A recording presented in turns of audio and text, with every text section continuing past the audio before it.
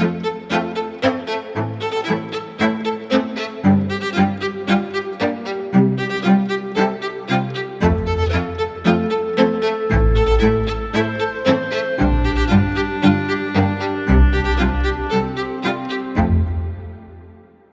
ladies. Hello, gentlemen. I'm Jack Fowler, the director of the Center for Civil Society at American Philanthropic, and I'd like to welcome you to this, our third webinar on issues of importance and consideration to givers, doers, and thinkers. And I believe everyone watching this fits into one of those categories. Our webinar today is titled, "The Caritas or the Stick? Can the Bible Inspire the Modern Philanthropist?" For me, the most important word there is inspire. So I hope our takeaway at the end of this hour will have some thoughts of doing that, of inspiring. We have three terrific guests, panelists here today. I'm going to throw some questions at them, and we will ruminate about various issues related to charity and philanthropy and Old Testament, New Testament. Mary Pope Osborne, who is a phenomenal, well-known author, particularly of children's literature. I do want to say this as a joke. Between the three panelists, I think they've written 134 books that have sold 134 million copies. And Mary alone her books have sold 134 million copies. 133,990,000. Yeah, but at least the other two have also written books, unlike me. Mary, as we get into this, you can fill out your bio a little more if you like. Jeremy Beer, my colleague, as the founder of American Philanthropic. Once upon a time, Jeremy ran the books division at Intercollegiate Studies Institute. He's himself an author. I have one of his books here. It's called The Philanthropic Revolution. That may be coming across backwards on your screen. He's also written about Oscar Charleston, a member of the Hall of Fame. And then a good friend, Rusty Reno, who edits one of the best magazines in America or anywhere, and that's First Things, a great writer and a great editor. I welcome you all. Thank you for coming to the folks who are viewing today's webinar. If you have any questions, submit them.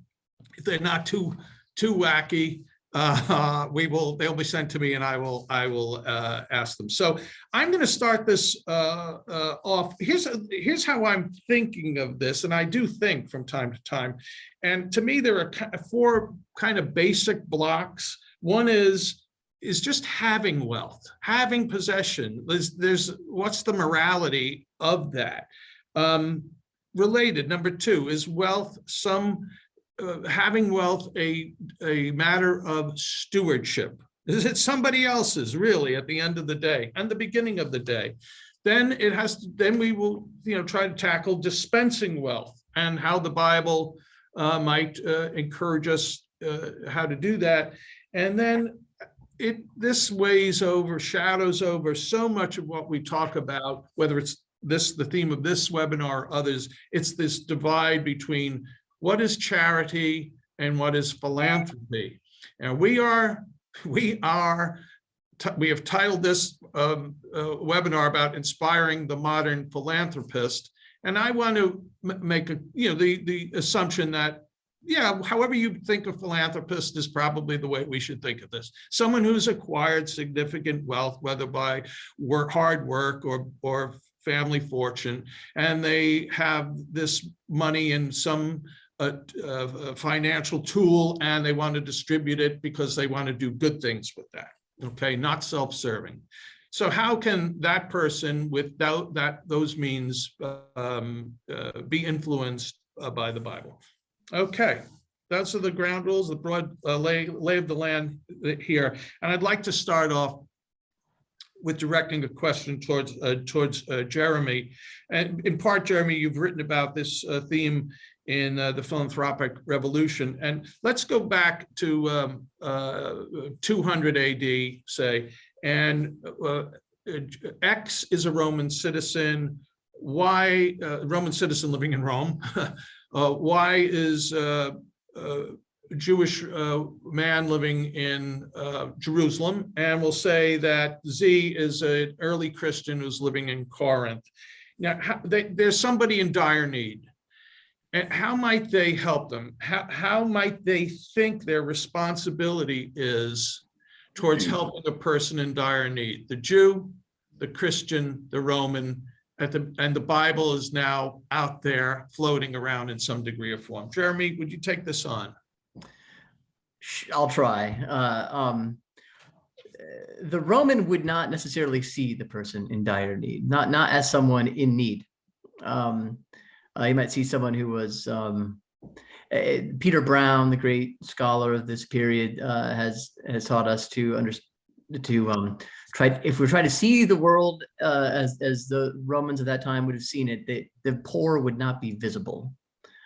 They were sort of socially invisible. They were not something, you had no obligation to do anything for them.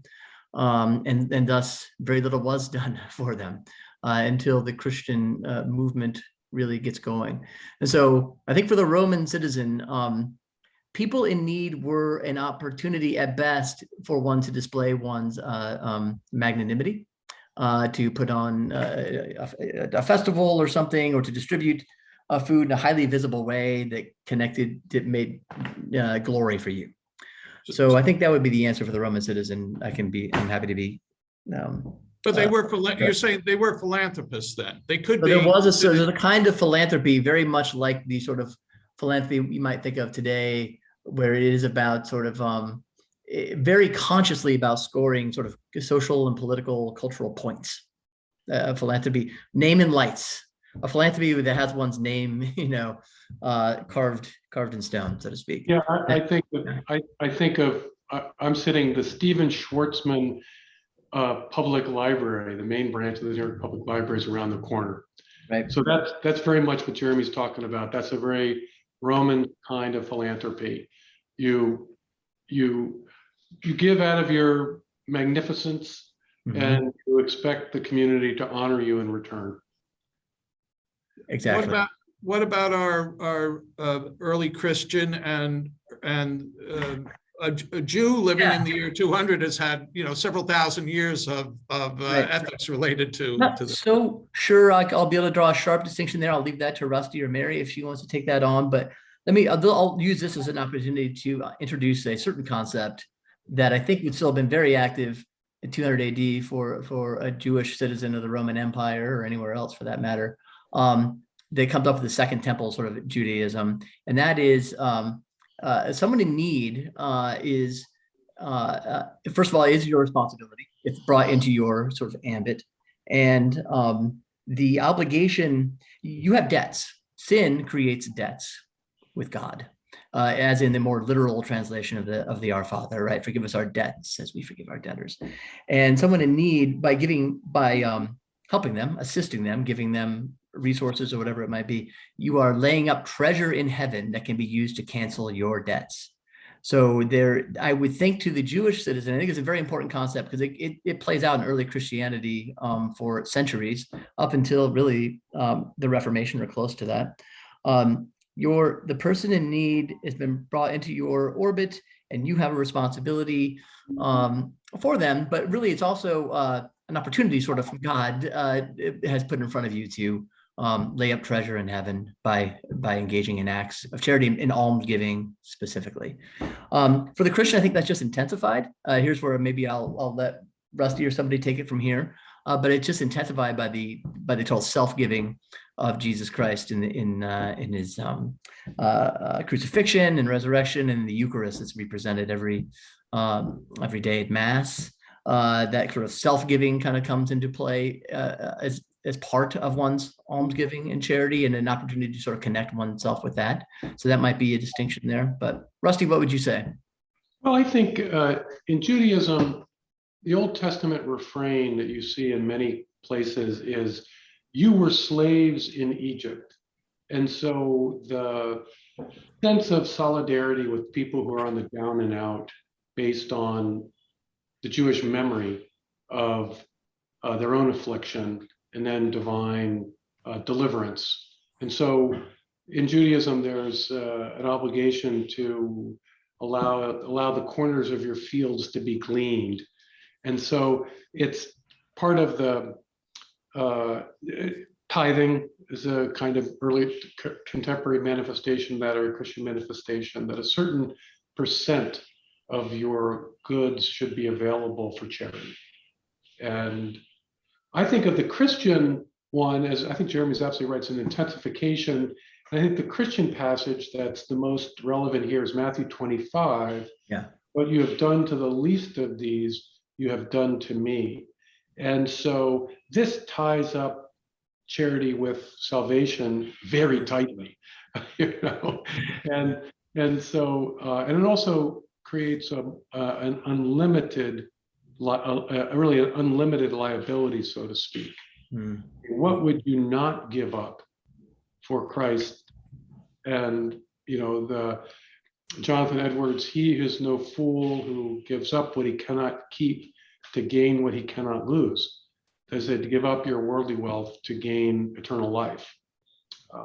So I think there's a strong continuity between Judaism and Christianity, and I think the direction of development is intensification in the Christian perspective of Judaism, which I think has, as in many aspects of Judaism, kind of clear legal obligations. And so it's not the same unlimited liability, so to speak, but it's a very clear obligation that a certain percent of your wealth is needs to be available for those in need.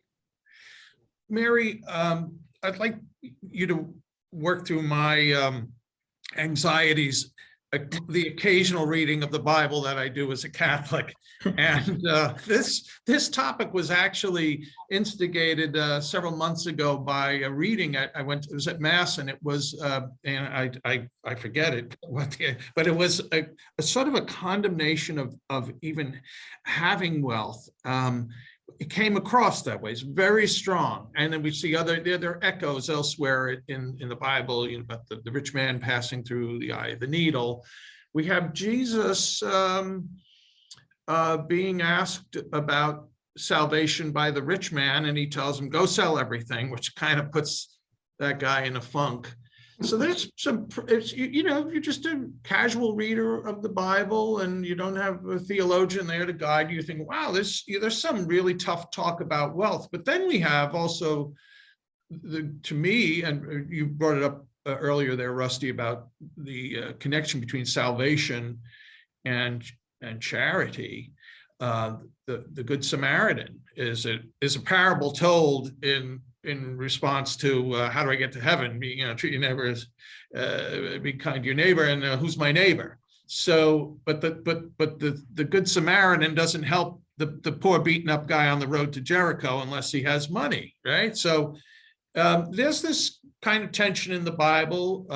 On many subjects, there's tension, but that's how I don't feel conflicted by this myself, but I think it's worth noting. And it gets to the question of, yeah, what is having wealth? Is it a good thing? Is it a bad thing? How do you think about that? Oh, Mary, you're muted. That was everything. I'm muted.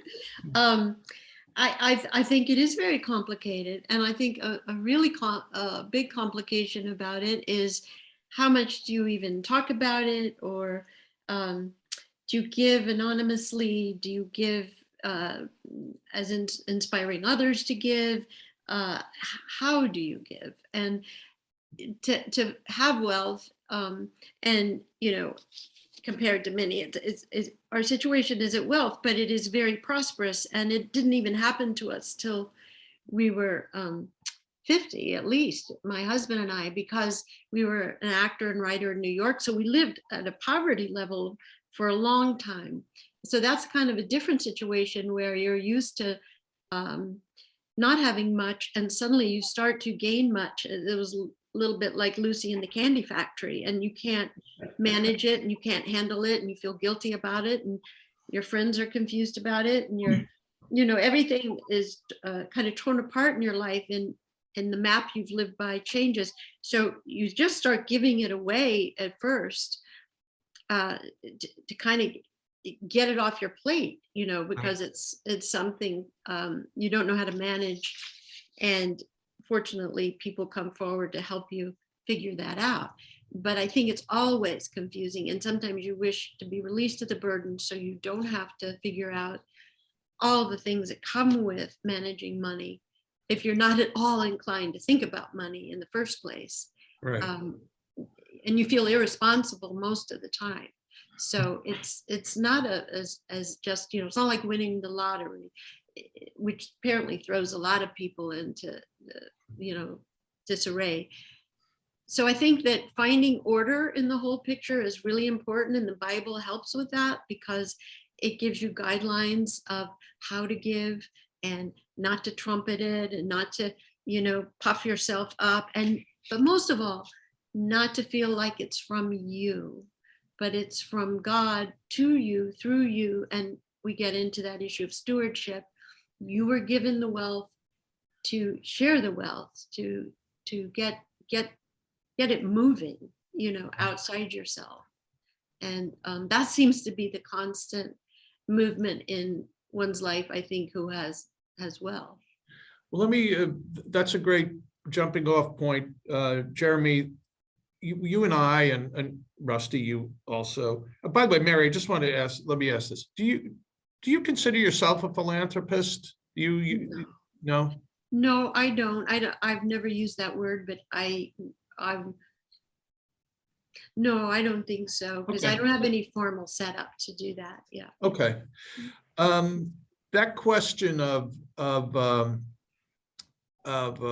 wealth being from some other source, i.e. God, I think that's what you're trying to say, or you did say. But Rusty, you and I and Jeremy, we know a lot of people that have wealth and acquire wealth. Let's see, people who are philanthropists who have acquired wealth. Jeremy, let me direct this at you as a general question of modern philanthropists. Do you think they see the wealth that they have as theirs, or that it is stewardship for the Creator? I think most of the ones that we know, right, and deal with, Jack, are see it in the latter way. There are some. There are definitely, you meet some who are, oh, this is mine, And in fact, it comes out not in speech, but in the way that they give or don't give, in the sort of control, oftentimes, that they want to attach to their gifts, or the kind of seeing their gift as a sort of a tool through which to change the world or some aspect of it, rather than as sort of in a more free way. I'm not necessarily criticizing that, but those are different ways of regarding giving. So I think most of the latter. To get the question about wealth, I wonder if, I don't have a great answer for your question. I hope Rusty will solve it for us theologically. But I wonder if the part of the problem not only is just we know it's becoming attached to goods. We know that's we're often told, well, the real warning here is not so much about wealth, but about being attached to the goods that you have been given in such a way that you do not share them as generously or freely as you are called to do or feel called to do. But I wonder if also one of the warnings here, obstacles, is wealth as a substitute for self-giving, for involving oneself in acts of charity and works of mercy. Easier to write a check than to be as a way to sort of like substitute and distance yourself from the poor and those in need. To me, it seems like that's got to be the large. That's the largest temptation for me, right? It's like, well, can't I just give a gift here and not get down into the muck, so to speak, and with all the icky stuff that's not so much fun. I wonder if that isn't part of what we're being warned against. But I'll hand the baton off here to someone who knows more than I. Well, Rusty, you can pick up on that, but I'd also like to talk to you about what Jeremy's just touched on, and that is, let's say avarice. And we have looked at, you've sent along this wonderful essay you've written, God or Mammon, and there's a line somewhere, right? There's a line between if it's okay to have wealth, and I think it is, God actually, in parts of the Bible, prosperity is considered a reward for good behavior, etc., as opposed to having the cooties in some other aspects or some other passages.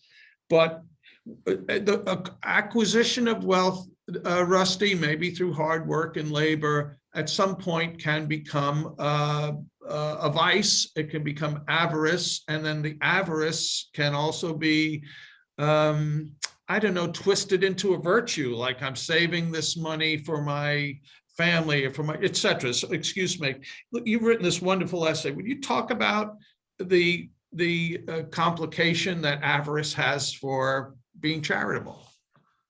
Yeah, in terms of wealth, I think that Jesus says, the poor you shall always have with you. And I think that also means the wealthy we will always have with us. And so whether it's a good thing or a bad thing is probably moot. It's just a fact about society, that there's differential degrees of wealth. And we in the industrial and now post-industrial era live in a time where our societies generate tremendous wealth. And so it means that there are really a striking number of people who have very high net worth. And I see that as a good thing, in the sense that it's good to live in a society that is so productive as ours is. But that creates spiritual dangers, it seems to me. And the danger of wealth is to believe in it, to believe its promise. I mean, the promise of wealth, the gospel of wealth, so to speak, is that if you have enough money, you can control the future. You can insulate yourself from everything that might be bad in life. So the desert monks, for instance, recognize that there's a kind of avarice in the monastic life as you're trying to build up some kind of way to insulate yourself from hardships or difficulties and so forth. And in Sir Gawain and the Green Knight, the great medieval poem, English poem, it's out in the movie now, isn't it?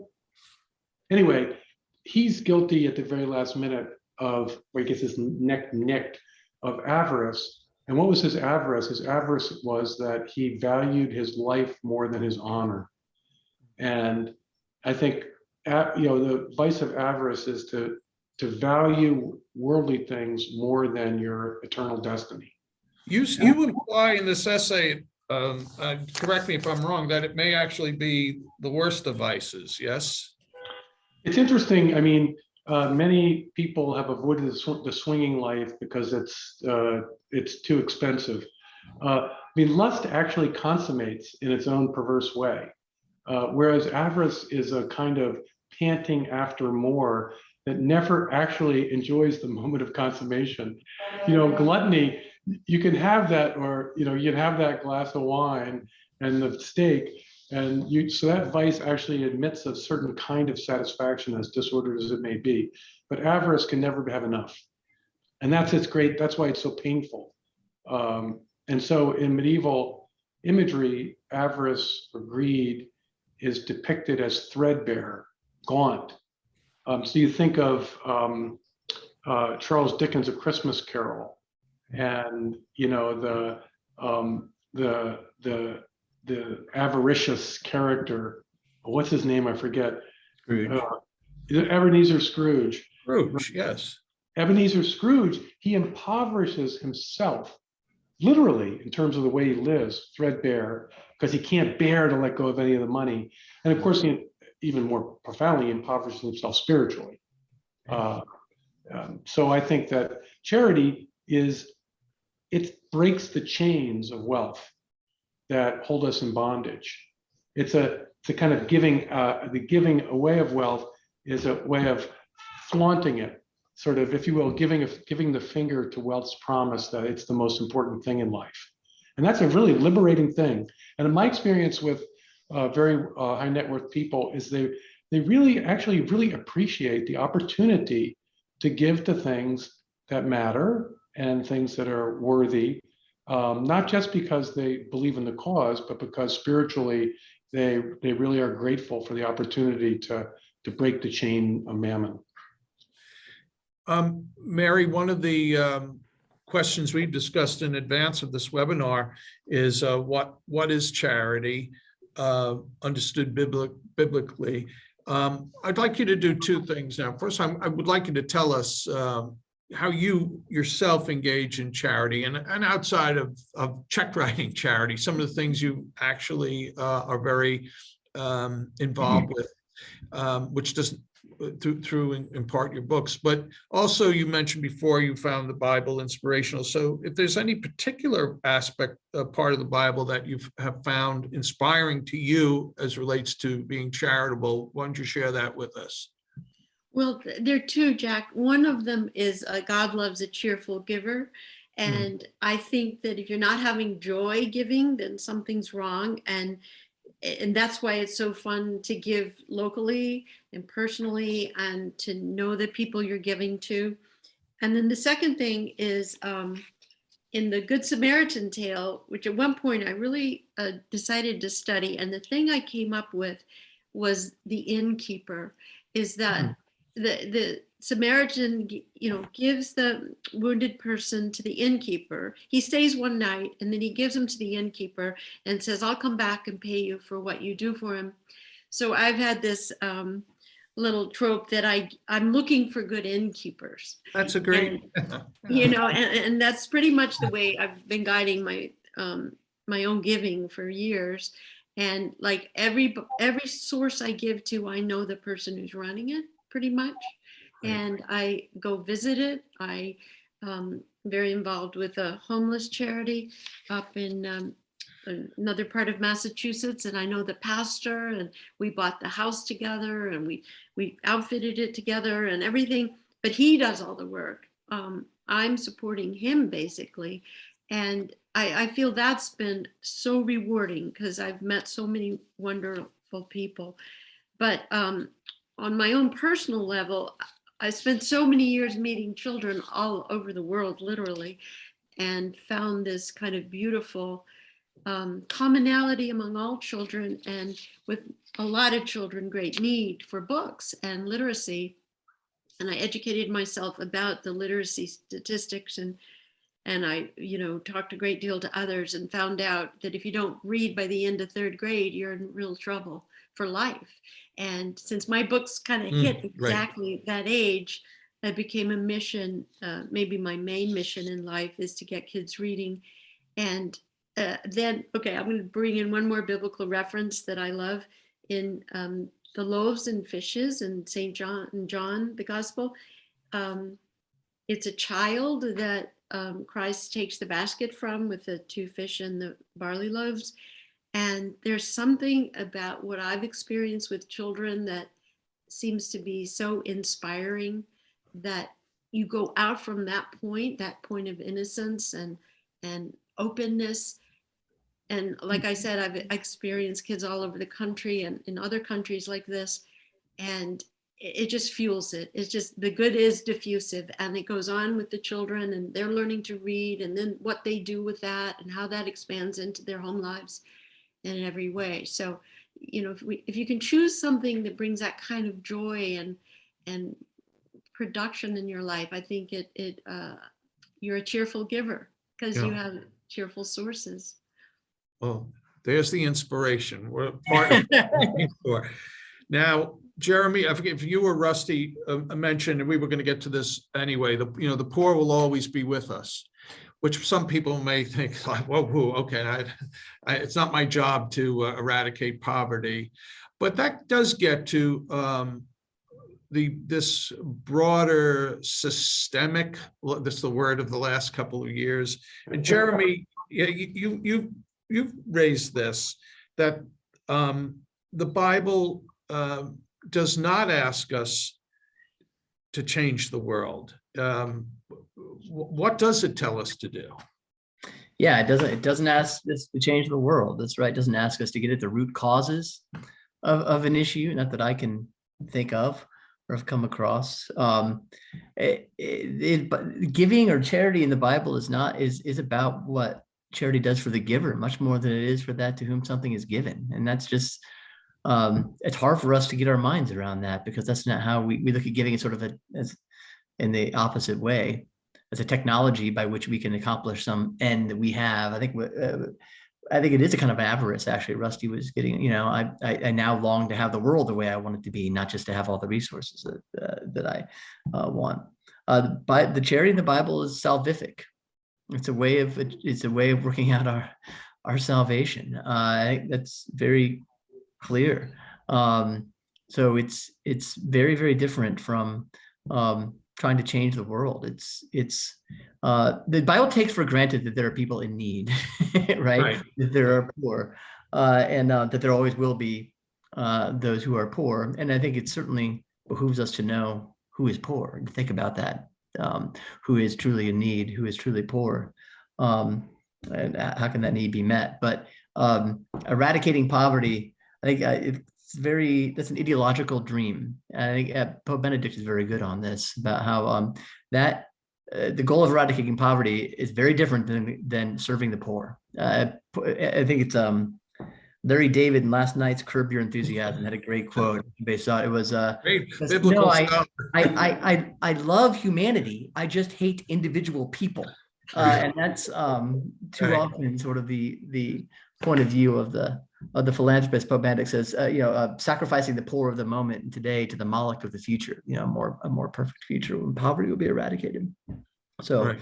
I don't know if I'm getting at your question at all. No, you're getting it. But Rusty, well, unless, go ahead, Jeremy. If you had anything No, else. it's just very charity and philanthropy. That one mindset is like a philanthropy mindset comes into play in the 1700s, 1800s, and the more realist mindset is a mindset of charity. Well, I'm not sure that comes just in the modern era. I think philanthropy is how we discharge our duty of justice. So, I think, the lord, the manor lord or the king or what have you in the medieval period, it's his job to build the bridges and, build the poorhouse and all those sorts of things. And I think modern philanthropy carries forward that function. And so I made fun of Stephen Schwarzman, but in truth, it's the virtue of justice that says, well, I have this great wealth, and I have a duty of justice to use that wealth in a way to meet the needs of the citizens of New York. Whereas I agree with Jeremy that charity is a different beast. We should be thought of differently than philanthropy in that sense. That charity is a kind of giving without thought of effectiveness. That doesn't mean that you couldn't do both, so to speak. But it's possible to give sacrificially, so to speak, towards a charity that you believe is very effective, and that does participate in the virtue of charity, which I think is different than the virtue of justice. And I think, like, for instance, in my experience, I raise money and in that world, I think that people who give, high net worth individuals who give, there are three categories that they give in. There's one is a kind of due diligence category, and that's very much philanthropy. They want it to be effective.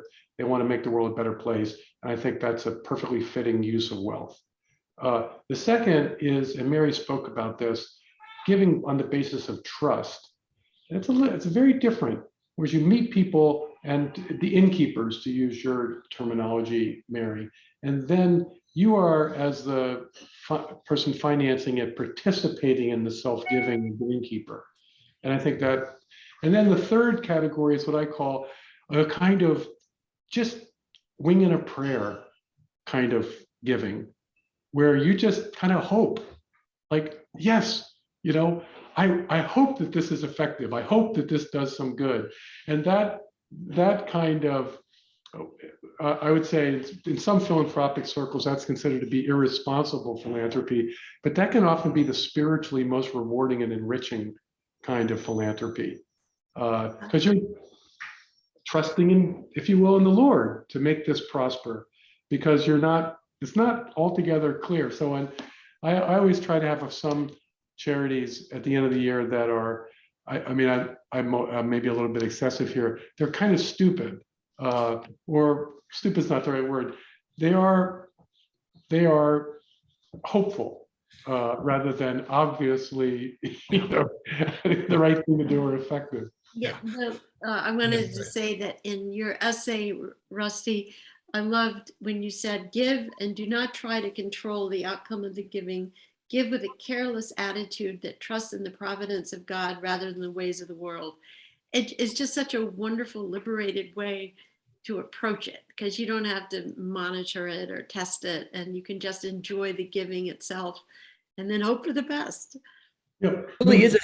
I wouldn't Which many recommend. givers- I think, like I say, I think a cagey, thoughtful philanthropy that is wise to the ways of the world, I think can serve the virtue of justice very powerfully. And I think, we expect our government to help and do things, but part of the genius of the American culture is that private individuals actually do a lot of the kind of work that in Europe is done by the state. I think it's a good thing. Yeah. Higher level of accountability, greater involvement. It actually causes the wealthy to be engaged with the poor. As you said, Jeremy, it's not always, as perfect as one would hope, but it's a lot better than just writing larger tax bills and having an administrator in Washington do the work. So I think this is for the best. But one time, I was in New York and I give my dollar bill to the guy who's panhandling, and my friend said, "Oh, he'll just use it to buy a bottle of booze." And I turned to my friend and said, "It's not about him, it's about me."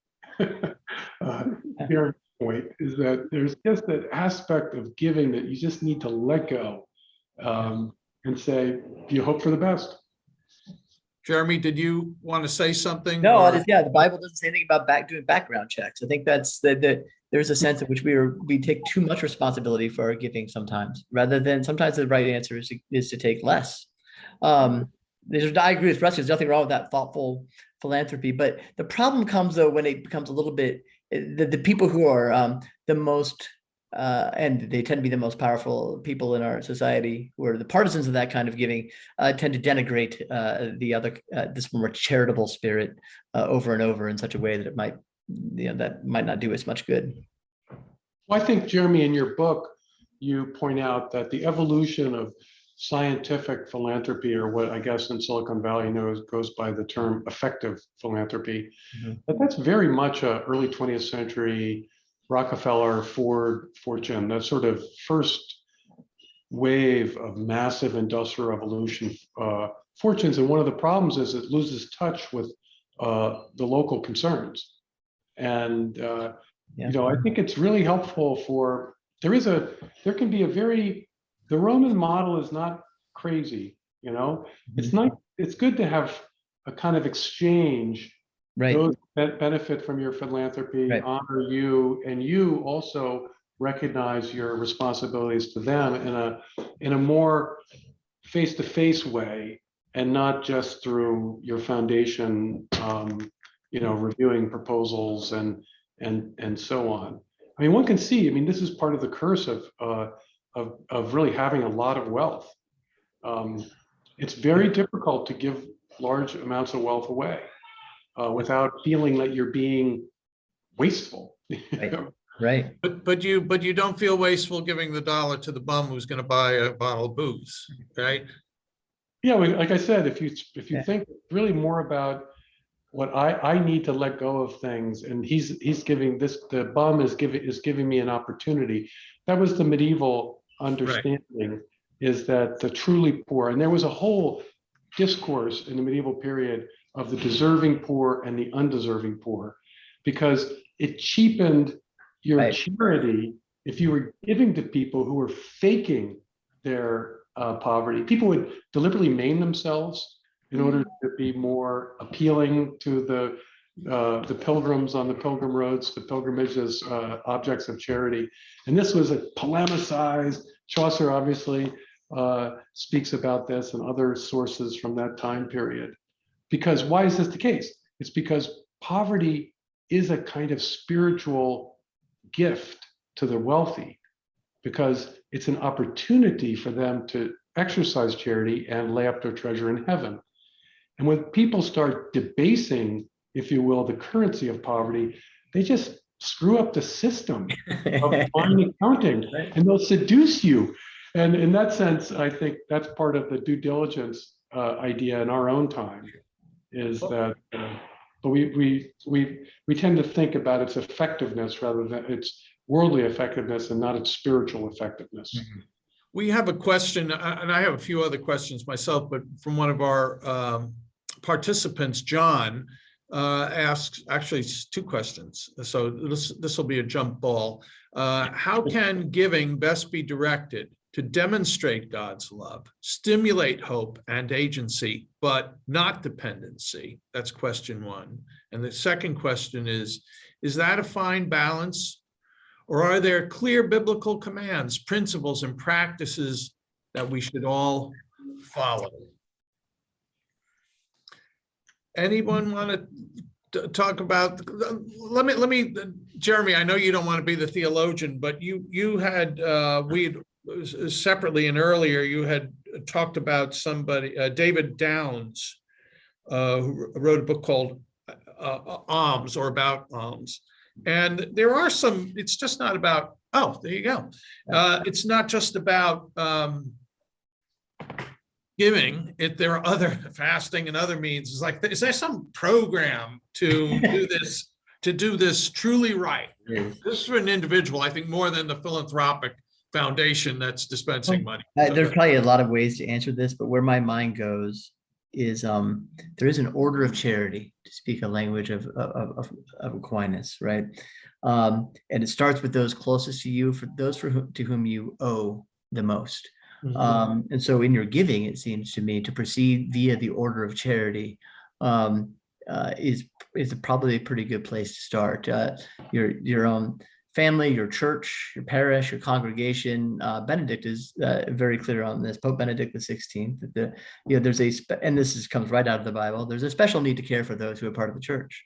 We have a special obligation to them, as universalizing as Christianity is in its conception of charity. There's a special obligation to them. So I would say your family, your relatives, your church, your parish, your town, your region is. I would proceed in that order. You may feel, but I don't think there's a program. I don't think I think this is part of prudential judgment, should grow out of a life of prayer. If you're doing it like a Christian, and where you feel called to give. But those are the things I would keep in mind. Okay. John, who asked the question, and I hope that satisfies. Yeah, effectiveness. Effectiveness is part of, to me, is belongs to that virtue of justice, like Rusty was saying. It's part of the due diligence, but I wouldn't make that the first thing I cared about. It should be something you care about, but maybe not the first thing. Right. Mary, I'm going to throw something up here, and you can swat it away if you don't want to, but to address it. But I was always intrigued by the readings at your typical wedding, which end with the faith, hope, and love. But in the King James version of the Bible, which you stumble on, I do anyway, occasionally, because it's such a beautiful work. It's faith, hope, and charity, and charity and love they seem interchangeable to some aspect. I don't think you'd say faith, hope, and philanthropy necessarily. but do you have any thoughts on that? The nexus of charity and love as two principal virtues? Yeah, I think that I've always thought that charity in the Bible was a synonym for love. And I just sort of accepted that, and then think that that's an essential piece of the giving in order for it to be meaningful to yourself. There has to be love in that giving, and that, I would say, to the person who wrote in, is a pretty good guide just in itself. Is there love there?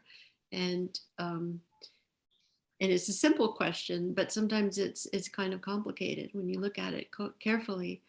And when you give locally, I think there's great opportunity for love, because you can go see that group perform at the church, or you can go see the volunteers in medicine, or the teenagers who are teaching older people how to garden. There's so many in every community that most of us aren't that aware of. So it kind of behooves a person to become aware of them and visit them and talk to people who've benefited or who've given. And it gets you very much involved in your community with a caring position, which we didn't really do in New York, except for Covenant House Right. I volunteered there a lot, but when I moved up to New England, it became so much fun to find all these smaller places that I could be part of, have a piece of, just in enjoying them. Rusty, I want to go back to a conversation you and I had several years ago, and this gets back to also to the concept of the poor will always be with us. And I'm going, the end of this point is going to be about the question of immediacy, which it then gets into the question of philanthropies, which prolong. And charity is something to do here and now versus charity is something I want to build up, and 100 years from now, my great-great-grandchildren will be carrying on. I had asked you, we were talking about first things, and I said to you, are you creating an endowment? And it really stuck with me. You said, no. Because who knows if this thing needs to be here 10 years from now. You weren't denigrating first things, and I'm making a cartoonish kind of characterization of it, but there really was that sense of to every season. There's time for things, right? And some of us are conservatives. There's times to be think tanks, and then there are times to be more engaged, right? Yes. Anyway, I found that pretty profound. And then moving into this philanthropy world more intimately with American Philanthropic, this question comes up, regularly. The permanence of let's call it charity. Is there permanence or charity? And you mentioned the Rockefellers before. Of course, we have Julius Rosenwald, one of the great men of charity of American history, who was adamant about you have to give it away now, do it now. The needs are here and now. Don't. Part of me thinks this gets a little into to the questions of avarice that you wrote in that essay. Anyway, I've just blathered here and babbled. Do you have any thoughts about any of that? Well, I think part of my resistance to endowment, education, instructing the ignorant. This is one of the spiritual works of mercy. Mm-hmm. There will never be a time when that's not necessary. And so I can see endowing an educational institution so that it can endure. But, First Things was founded, there's no spiritual work of mercy of kind of opinion journalism. Right. You're instructing the ignorant, I suppose. Right. Well, but I think that we were founded in a political, cultural moment, and God willing will triumph and won't be necessary. And then at which point, the endowment would become a kind of seduction or temptation to carry on when we don't need to carry on. Also, endowments can often lead to complacency, and I think that's a problem. And then finally, this is to your point, Jack, we do, sometimes, I think, well, but there's a meeting to be had. There are conversations that need to be sponsored. There's an article that needs to be written. So if we are building up an endowment, we're not actually doing as much as we can in this particular moment. And so, again, I'm not opposed to endowments, but I do think that in my case, I thought that an endowment focus would take our attention away from our mission in the here and now. I guess I meant this, and I appreciate all that, Rusty, more also along the theme, though, of permanence, not so much with First Things being permanent, but with, and Jeremy, let me move this over to you, with philanthropies being permanent. So here we're talking about how to inspire the philanthropist, the modern philanthropist. Is one of the ways the Bible inspires the modern philanthropist by leading one to think that you should engage in charity more here and now and not be consumed with this financial thing you've created having permanence, because if you observe a lot what's going on in the world of philanthropy, this seems to be a thing that takes more and more attention and time and passion of the philanthropist. Jeremy, your thoughts on that? Yeah, I think that's a legitimate question. And the exact question that Rusty asked himself about first things is one that, if the law right now allows you to have either if you have a philanthropy, a foundation, for that to be permanent, as long as you give out 5% of a rolling average of your corpus over a 5-year period or something like that, or you can give it all away now, or give it all away over the next 3 years, 10 years, 30 years.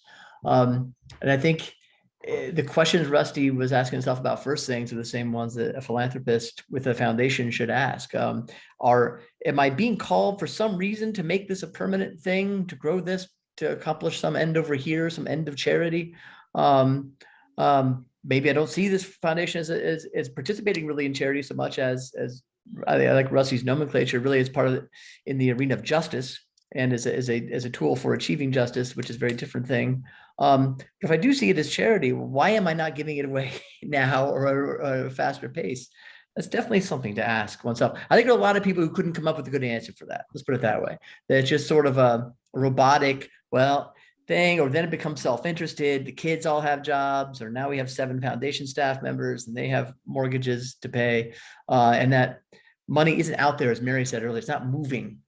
it's sitting. And there are investment managers making more on this than people are getting in the world of civil society, in the world of charities, because of the endowment. So yeah, I think it's a good question. I would say also, Jack, we can look to the common law. There's what's it called, the rule against perpetuities, which means that you can only have a 99-year lease.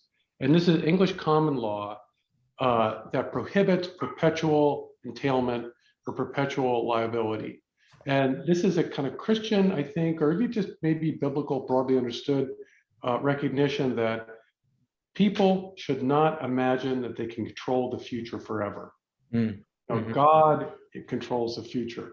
And so I do think that rule against perpetuities ought to be thought about for anyone who is setting up a long-term giving vehicle.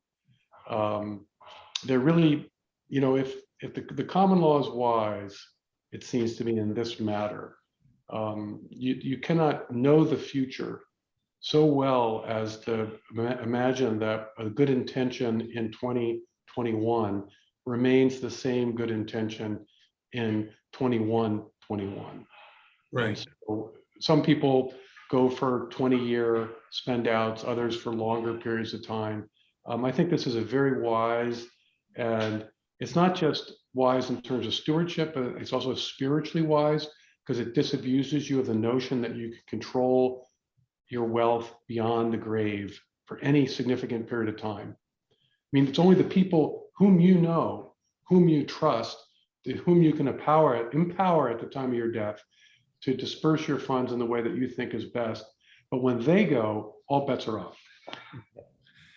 And it's an illusion to think you can write some sort of donor intent nonsense that's going to control how that wealth is distributed in perpetuity. So we have a few minutes left, and let me ask 2 questions to each of you, and we'll pick the modern philanthropist. We'll pick Bill Gates because that's a name everybody knows, and he is a modern philanthropist in every understanding of it. Can the Bible inspire him? And if the Bible could inspire him, if you could tell him, here's how the Bible can inspire you, Bill Gates, what would you tell him? I'll start that with Mary. Oh, no. No? I think it was clear. I would just say, check yourself and see if you love your life and love the bounty you have and love sharing it, and make sure that you're in touch with, the abundance that God's given all of us, but the abundance that you've been given stewardship of, and that's a wonderful thing. And I don't think anything in the Bible would contradict the joy that's available to you in the giving. Rusty, any thoughts about you having a beer with Bill Gates or somebody? And Matthew 5:1, blessed are the poor in spirit. Hmm. So I think that it doesn't matter that he's given billions and billions to his foundation. He still controls it. And that to control that much wealth is a tremendous temptation to have a, if you will, a very enlarged sense of yourself. And to cultivate poverty of spirit, I think, is hugely important. To own as if not owning, to control as if not controlling. It's the spiritual discipline that's extremely difficult, but really essential for anyone in a position of wealth and power. Jeremy, your thoughts? I cannot improve on what Rusty just said. I think that's exactly right. It's there's a lot of things you'd want to tell Bill Gates specifically, about what to stop doing this, perhaps, but there's so much control with that model of philanthropy. It's definitely not inspired by the command to be poor in spirit. How you do that and still get rid of so much money, I don't know.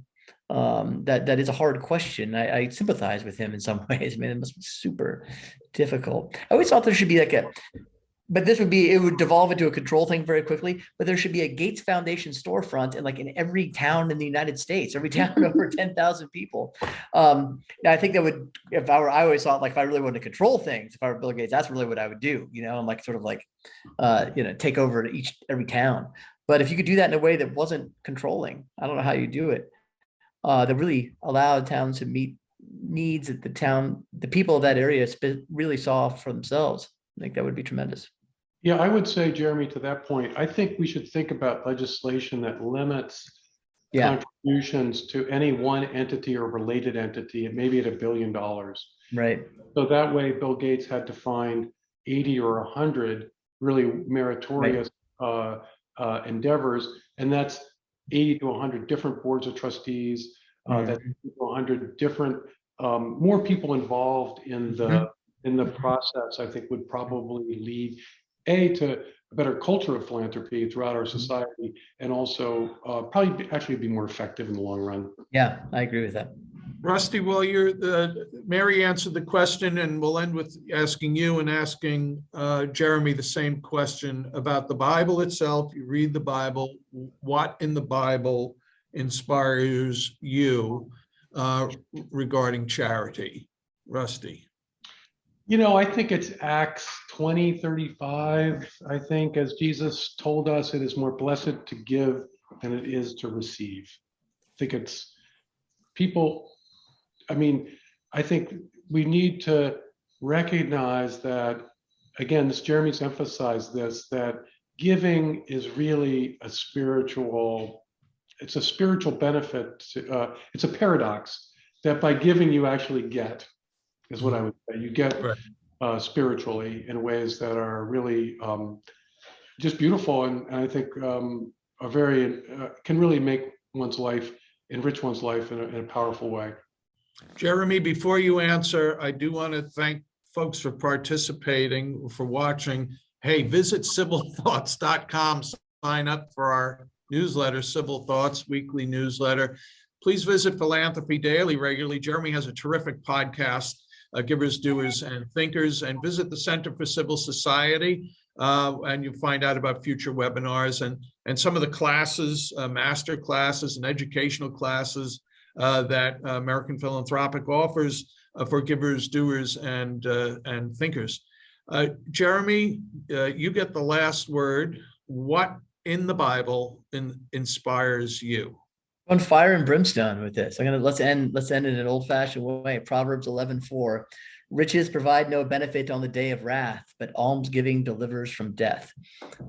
Let's end with that. The alms have it. Very good.